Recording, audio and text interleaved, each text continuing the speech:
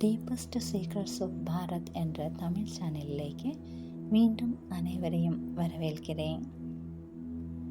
இமய குருவின் இதய சீடன் ஒரு யோகியின் சுயச்சரிதை ஸ்ரீயம் எபிசோடு 20. பாபாஜியுடன் சந்திப்பு. விடியலில் மனா கிராமத்தை நோக்கி புறப்பட்டேன். நடுப்பகலில் போய் சேர்ந்தேன். அங்கே திபெத்திய இடையர்கள் வசித்து வந்தனர். அவர்கள் நேர்த்தியாக வடிவமைக்கப்பட்ட வண்ண கம்பளிகளை பருத்தி ஆடை மீது அணிந்திருந்தனர். அவர்கள் எல்லோருமே புத்த மதத்தை சேர்ந்தவர்கள். வியாசர் குகை வரும் வரை நடந்து சென்றேன். இயற்கையாக அமைந்திருந்த குகை போதுமான இடவசதியுடன் இருந்தது. சற்று புறத்தில் இருந்து இதர குகைகளையும் பார்த்து வரலாம் என முடிவு செய்தேன். பாறைகளின் மேலே நடந்து சென்று சரஸ்வதி நதி அலகநந்தாவில் சங்கமாவதை பார்த்தேன். அதற்கு அப்பாலும் 1 மணி நேரம் பாறை பாதையிலேயே நடந்து வசுந்தரா நீர்வீழ்ச்சிக்கு சென்றேன். சொர்க்க ரோஹிணிக்கு போக வேண்டும் என்பது என் எண்ணமாக இருந்தது. மகாராஜா தர்மர் மேலுலகத்திற்கு அங்கிருந்து அழைத்து செல்லப்பட்டார் என்றால் அந்த இடத்தில் ஏதாவது விசேஷம் இருக்கும் அல்லவா?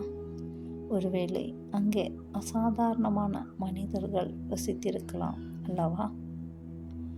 அப்போதுதான் அந்த இடத்தில் வெகு சீக்கிரமே இருள் சூழ்வதை உணர்ந்தேன். காற்று ஏற்கனவே குளிர்ச்சியாக இருந்தது. மேலும் யாருமே பார்வைக்கு தென்படவில்லை. பசி வயிற்றை பிசைந்தது. மனா கிராமம் வரையாவது சென்று விடலாம் என தீர்மானித்தேன். அங்கே யாரோ ஒரு கருணைமிக்க ஆத்மா இரவு தங்குவதற்கு இடமும் முடிந்தால் உணவும் தரலாம். சந்தேகம், பயம், பசி மற்றும் தோல்வி உணர்வு போன்ற பல்வேறு ஆதங்கங்கள் என்னுள் நிறைந்தன. ஒரு தேடலை நோக்கி புறப்பட்ட தோற்றுவிட்டேன்.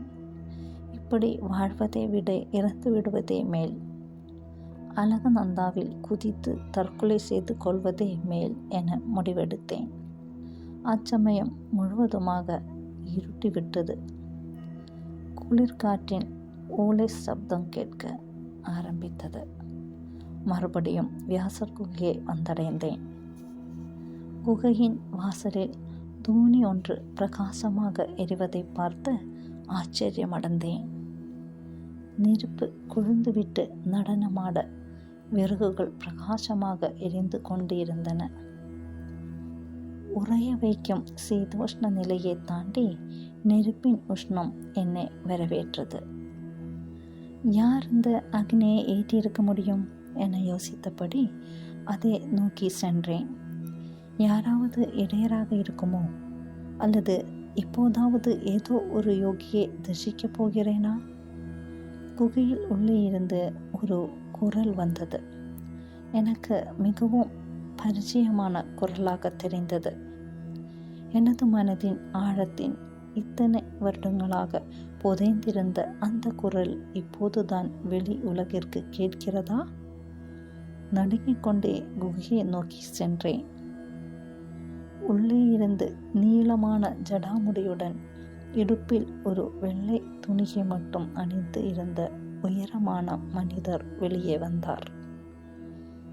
வா, அந்த குரல் தெளிவான இந்தியில் அழைத்து, இத்தனை நாளாக எங்கே சுற்றி கொண்டிருந்தாய் மது? மது, நீண்ட காலமாக மறந்திருந்த அந்த பெயரை கனவில் கேட்டு இருக்கிறேன். யார் இந்த மனிதர்? நான் மது இல்லை, மும்தாஜ் அலிகான். போதும் போதும், எனக்கு தெரியும். வாஞ்சியூர் பலாமரத்தின் கீழிருந்து வியாசர் குகை வரை எல்லாம் எனக்கு தெரியும். வா, இங்கு வந்து உட்கார். நெருப்பு குண்டத்தின் அருகே உட்கார். முதலில் உனக்கு உணவை கொண்டு வருகிறேன். அதற்கு பிறகு நீ தூங்கலாம். நாளை நாம் பேசலாம் என்று அவரது வலது கையால் எனது தோளை மிகுந்த அன்புடன் தட்டி கொடுத்தார். அந்த கணம் இவரேதான் எனது வீட்டின் பின்புற பலாமரத்தின் கீழே எனது 9வது வயதில் சந்தித்திருக்கிறேன் என்பதை உணர்ந்தேன். அவரேதான், குரல் கூட அதேதான். எனது குருவை சந்தித்து விட்டேன். தந்தை, தாய், ஆசான் என்ற எல்லாமுமாய் இருந்த எனது குருவை சந்தித்து விட்டேன். அடுத்து 3.5 ஆண்டுகள் அவரை விட்டு விலகாமல் இருக்கப் போகிறேன். அவர் குகைக்குள் சென்று தனது கம்மணத்துடன் வெளியே வந்தார். அதில் 2 சப்பாத்திகளும் சூடான உருளைக்கிழங்கு கறியும் இருந்தன. என் முன்னே வைத்து சாப்பிடு என்றார். நான் குனிந்து அவரது பாதங்களை தொட்டு வணங்கினேன். உங்களை பாபாஜி என்றே அழைக்கிறேன். எனக்கு வேற எந்த பாபாஜியும் தெரியாது. நீங்கள்தான் எனது பாபா, எனது தந்தை. எனது வாழ்க்கை முழுவதும் நான் உங்களுக்கு கடமைப்பட்டிருக்கிறேன். எனது வாழ்க்கையின் இறுதி கூட்டத்தில் என்னை கண்டுபிடித்து இருக்கிறீர்கள் என்றேன். கண்களை கண்ணீர் மேகமாய் மறைத்தது.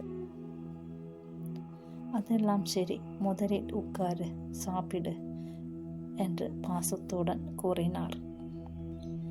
இமயமலை சூழ்ந்திருக்க அக்னிக்கு எதிரில் அமர்ந்து பாசத்துடன் பார்த்து கொண்டிருந்த ஆசானின் முன்னால் அமர்ந்தேன். உணவை சுவைத்து உண்டேன். அவர் மறுபடியும் உள்ளே சென்றார். இந்த முறை ஒரு இனிப்பு ஜிலேபியை கொண்டு வந்தார். அதை நான் சாப்பிடும் வரை தனது கையிலேயே பிடித்திருப்பதாகவும் கூறினார். உண்டு முடித்தேன். பாபாஜி கொடுத்த அலகநந்தாவின் தூய்மையான நீரை பருகினேன். அடுத்த கணமே உறக்க நிலைக்கு வந்துவிட்டேன். என்னவோ பல குகங்களாக தூங்காதது போல் இருந்தது. பாபாஜி என்னை குகைக்குள்ளே அழைத்து சென்றார். வெளியில் இருந்து வந்த நெருப்பின் மங்கலான வெளிச்சத்தில் உள்ளே இலைகள் தரைகளின் மேலே கம்பளி சால்வாயை விரித்து பாபாஜி எனக்காக படுக்கை தயாரித்து வைத்திருந்தார் என்பது தெரிந்தது. மிருதுவான காற்று நெருப்பின் கதகதப்பை குகைக்கு உள்ளே அனுப்பி வைத்ததாக தோன்றியது. பாபாஜி என்னை பார்த்து கொள்வார் என்ற எண்ணத்துடன் உடனுக்குடன் தூங்கியும் விட்டேன்.